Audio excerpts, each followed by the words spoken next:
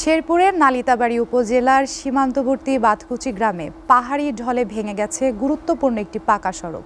সড়কটি মেরামত না হওয়া পর্যন্ত কার্যত বিচ্ছিন্ন হয়ে রয়েছে কয়েকটি গ্রাম। সেই সাথে একই সড়কের চেল্লাখালী নদীতে একটি ব্রিজের অভাবে চরম দুর্ভোগে পড়েছেন আশেপাশের কয়েক গ্রামের অর্ধ লক্ষ মানুষ। তবে বরাদ্দ পেলে আগামী অর্থ বছরে মেরামতের আশ্বাস দিয়েছে LEZD।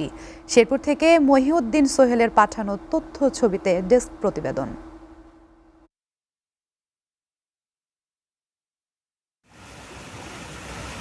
উজানের ভারত থেকে নেমে আসা খরস্রোতা চেল্লাখালী নদী বর্ষায় এলেই হয়ে ওঠে ভয়ঙ্কর। পাহাড়ি ঢলের তোড়ে কয়েক বছর আগে ভেঙে যায় বাতাকুচি গ্রামের গুরুত্বপূর্ণ পাকা সড়ক ও পুরনো কালভার্ট। এরপর আর সংস্কার না হওয়ায় গ্রামটির সঙ্গে যোগাযোগ বিচ্ছিন্ন হয়ে যায় পার্শ্ববর্তী সব গ্রামের। হাটবাজার, ইউনিয়ন পরিষদ, শিক্ষা প্রতিষ্ঠান কিংবা শহরে যেতে এখন 4 থেকে 5 কিলোমিটার অতিরিক্ত পথ ঘুরতে হচ্ছে স্থানীয়দের। এতে সময় ও খরচ দুটোই বেড়েছে কয়েক গুণ। পরিবহন ব্যয় বাড়ায় কৃষকরা ধান, সবজি ও অন্যান্য কৃষিপণ্য সহজে বাজারে নিতে পারছেন না। আবার মিলছে না কৃষিপণ্যের ন্যায্য মূল্য। অন্যদিকে বন্য হাতির আক্রমণেও নিরাপদ আশ্রয়ে যেতে পারেন না স্থানীয়রা। সন্ধ্যার পর চলাচল হয়ে ওঠে আরও ঝুঁকিপূর্ণ। এই ব্রিজ না থাকায় এবং এখানকার পাহাড়ি ঢলে ভাঙার কারণে আমাদের বিভিন্ন ধরনের সমস্যা হচ্ছে। মনে করেন এই ব্রিজ ভাঙে গেছে, গাঙ্গর চলাফেরা যাতায়াত করা অসুবিধা। বন্য হাতি বাড়িতে আসে ভাঙচুর করে, ঘর দরজা ভাঙে।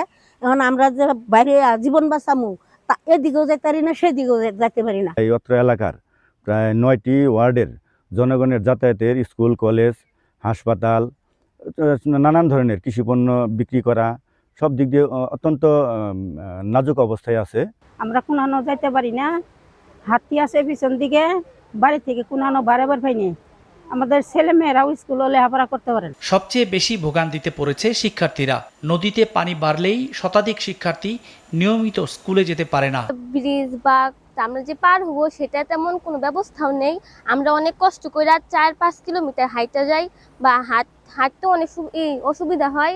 এদিক দিয়ে গাড়ি চলাচল কম, এদিক যদি একটা ভালো আমরা বই খাতা কলমে অনেক সময় ভিজে যায় এবং আমাদের ডেস্ক খুলে এখানে পারাপার হইতে হয়। এটা আমাদের জন্য খুবই একটা কষ্ট এবং এখানে স্কুলে যাইতে গেলে দেখা যায় যে 5-7-8 কিলোমিটার রাস্তা ঘুরে যেতে হয়। বৃষ্টি দিলে ভালো হবে, তাহলে আমরা স্কুলে যেতে পারবো।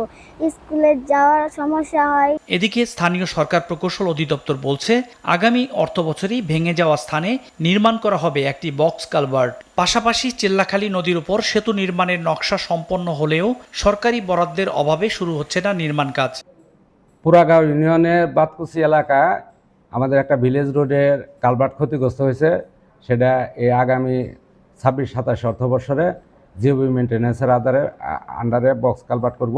চেল্লাখালী নদীর উপর ব্রিজের সয়েল টেস্ট করা হয়েছে, সেটা গ্রাম সড়ক প্রকল্পে অন্তর্ভুক্ত আছে।